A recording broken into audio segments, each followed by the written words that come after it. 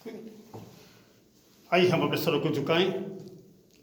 मसीह खुदावंद में हमारे जलाली अब्दी पिता, तेरी तारीफ़ हो, तेरा शुक्र हो, तेरे फजल करम रहम मेहरबानी और बरकतों के लिए जो तू हमें देता है बासमानी।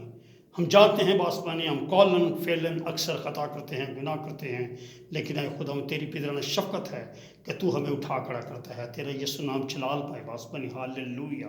अपने आप को तेरे हजूर में रखता हूँ बासमानी। आज के इस कलाम के वसीले से जितने लोग सुने हैं खुदावंद, उन सबको बड़ी बरकत मिले। और ऐ खुदावंद मुझे कमज़ोर अधूरे दिनों की पैदाइश हूँ, आए खुदा मिन्नत करता हूँ अपने रूह का मसा दे ताकि कलाम को तेरी मर्जी के मुताबिक पूरा कर सकूँ।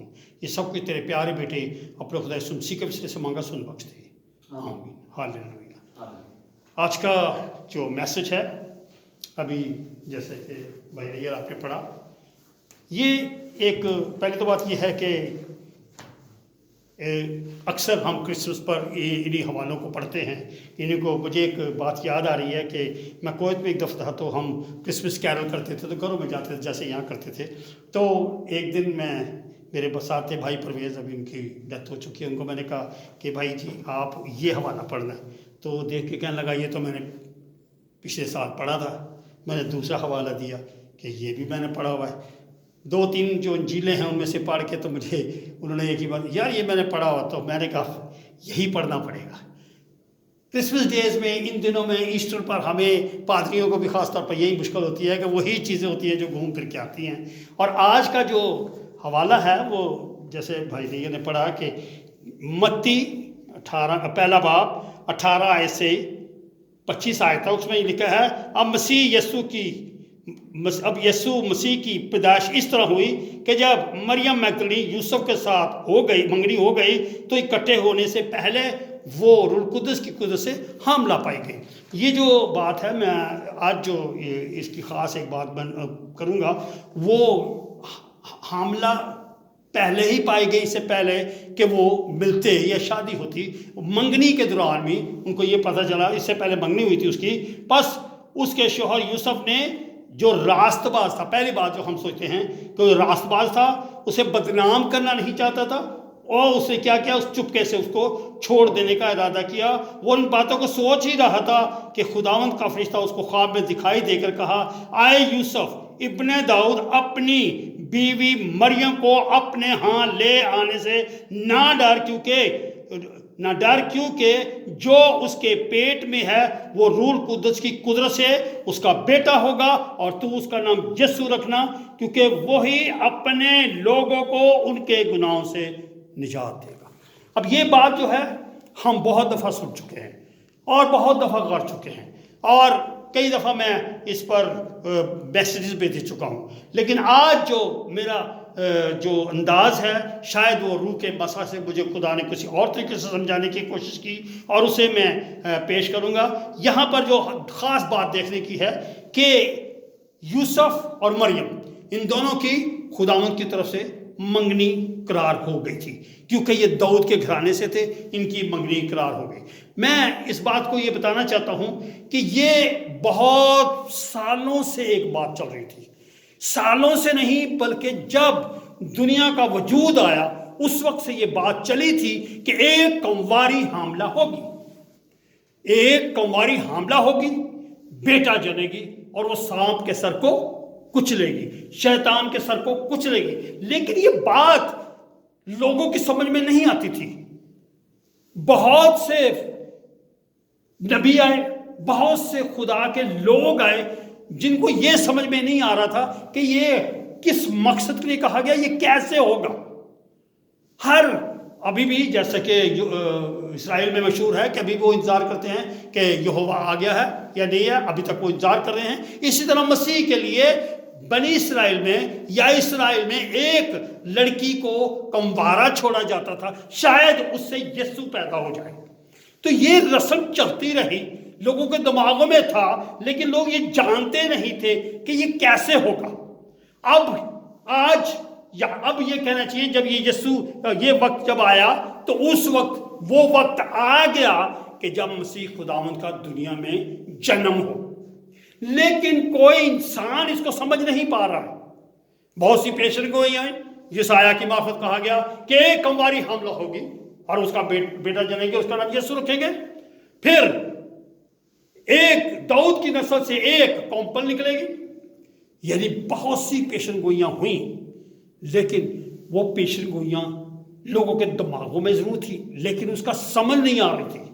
آج ایک نیا کام نظر آتا ہے، ایک عجیب بات، عجیب واقعہ ہوتا ہے کہ یہاں پہ ہم دیکھتے ہیں کہ ایک عورت جو ہے داؤد کے گھرانے ہی اس میں ہے، کیونکہ یہ ضرور تھا کہ وہ داؤد کے گھرانے سے پیدا ہو، داؤد کی نسل سے ہو، کیونکہ یسایہ میں کہہ دیا تھا کہ داؤد کی نسل سے ایک کونپل نکلے گی۔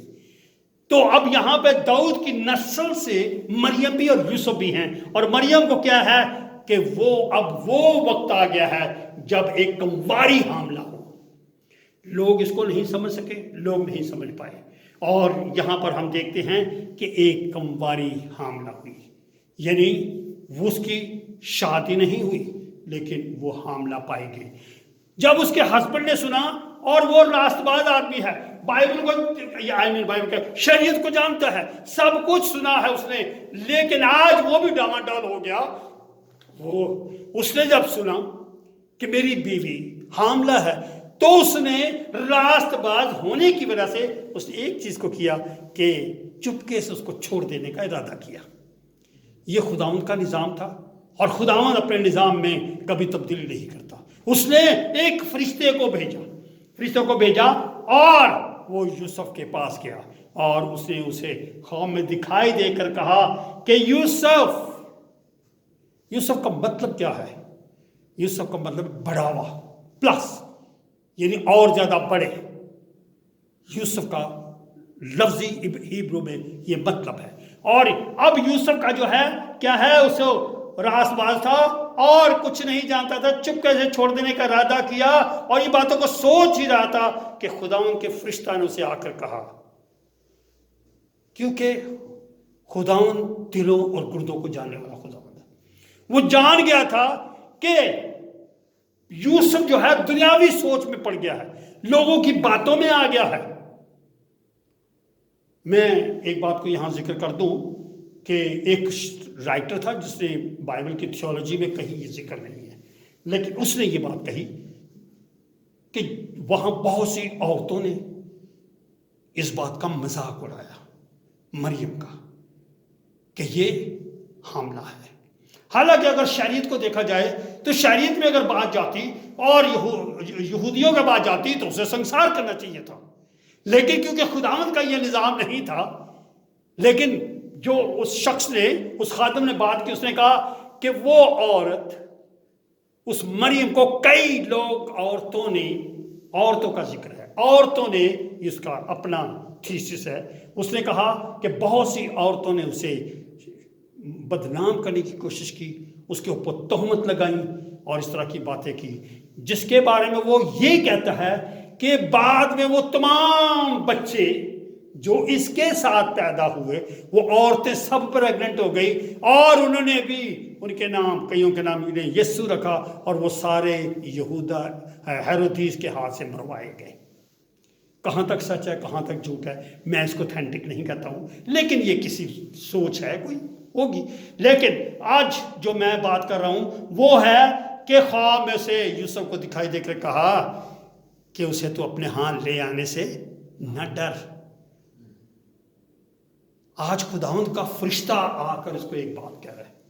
ہم زمانے سے ڈرتے ہیں، لوگوں سے ڈرتے ہیں، لوگوں کی تہمت سے ڈرتے ہیں، اور خداوند کے فرشتے نے آ کر اسے کہا کہ جو کچھ اس کے پیٹ میں ہے وہ خداوند روح القدس کی قدرت سے ہے، اور اسے تو کچھ نہ کر، تو اپنے گھر ہاں لے آ۔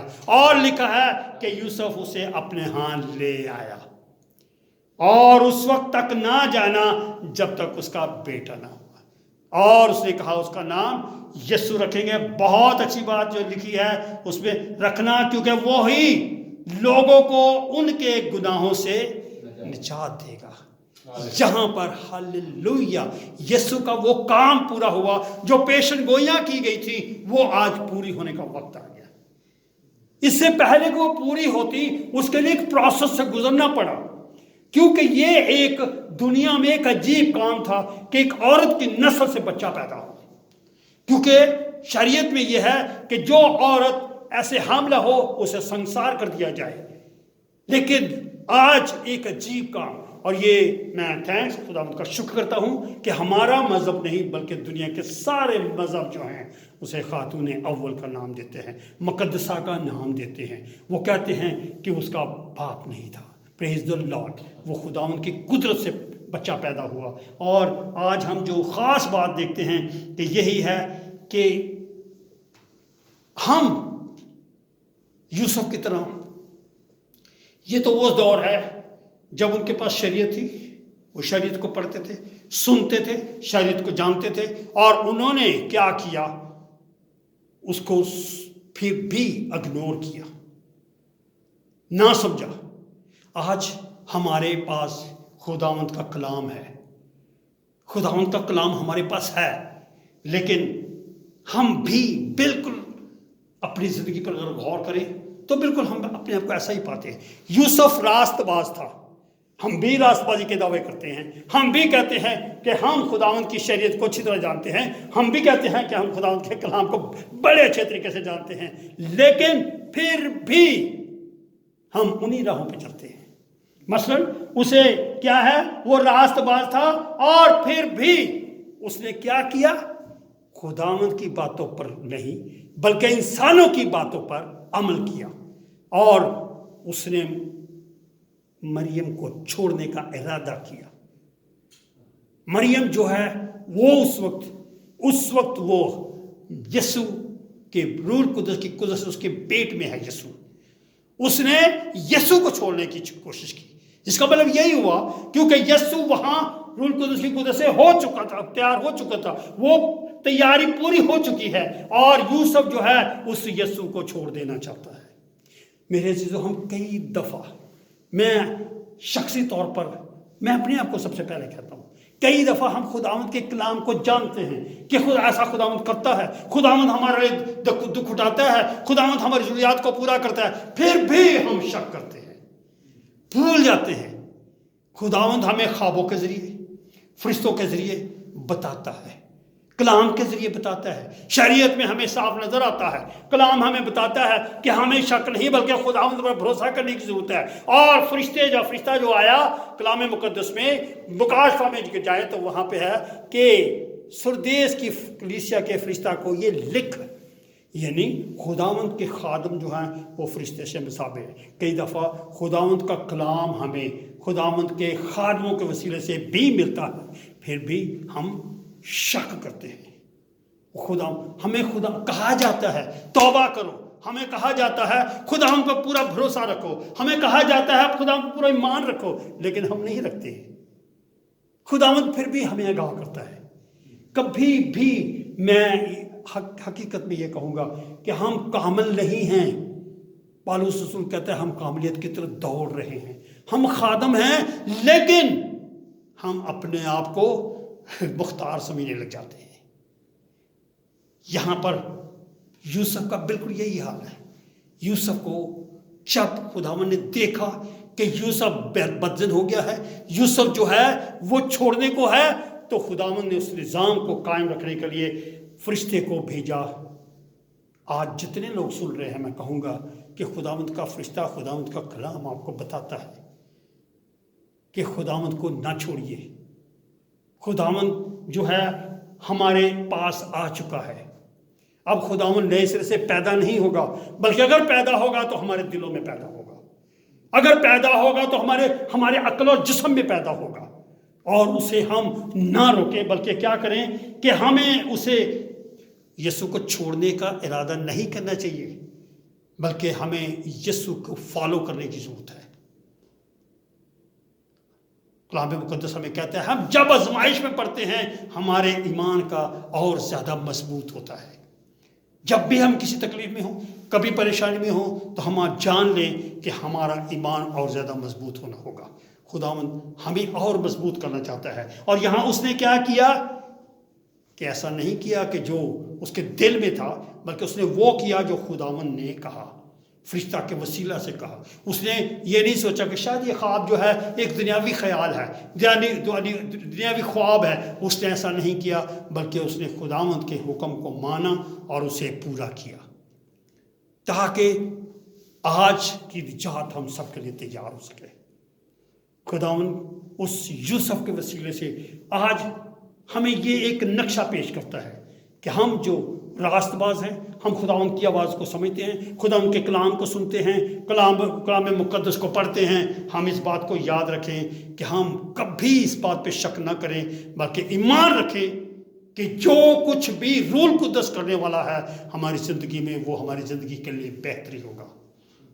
ہم اس بات کو اب جو ہے نہ تو مسیح خداوند دنیا میں پیدا ہوگا، نہ تو ہمارے نئے سرے سے ایک بخش یادگار ہے، لیکن آج اس یادگار کو میں اس طرح یاد کرنا چاہتا ہوں کہ ہر شخص جو ہے آج یوسف کی مشابہ ہے.